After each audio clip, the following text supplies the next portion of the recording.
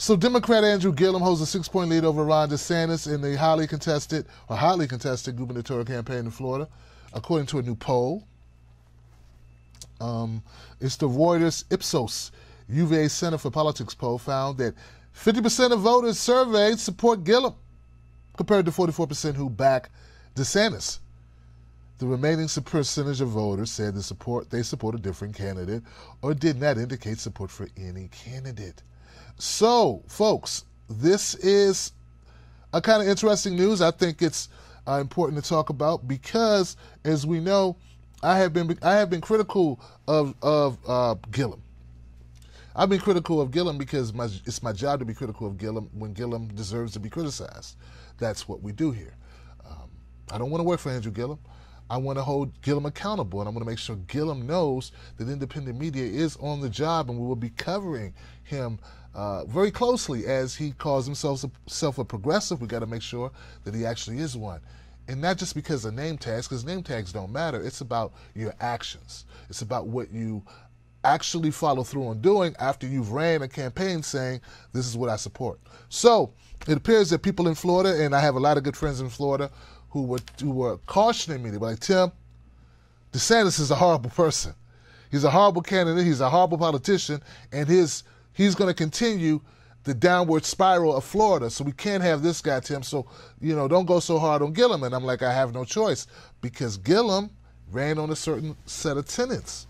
So I want to make sure he stays true to that. See, I have a role. You have a role. I am actually happy to see that Gillum is outperforming DeSantis. It's like, Tim, that doesn't make sense. How could you be supportive of Gillum and then call him out? I'm definitely not old enough to be Gillum's dad, but I'm old enough to be his brother. And I have a brother, that I call out on things. He calls me out on things. We keep each other accountable. So it's okay to hold someone accountable and still think that they may be the best person for this particular job. What I don't think is correct is to give them a pass because you're afraid of something else, which is not your concern. Your concern is to be an advocate for voters, an advocate for the people, for the movement. Your job is not to be somehow in your mind this larger-than figure who can control and move pieces around a chessboard. That's not what independent media should do. That's not what any media should do, though some do it. And I think Andrew Gillum being up 5-6 points is a good thing. But that doesn't mean I'm not going to continue to call him out, and that doesn't mean he has this thing won either. So he needs to go back to the rhetoric of boosting Medicare for all and talking about it full-throatedly, like he really supports it, to keep it in the ethos so that others hear it and they know, okay, well, Gillum supports it. Yeah, this is good. He supports that, baby. I should look into it. That's the importance of rhetoric. It's important that you stand up and call out foolishness and corruption.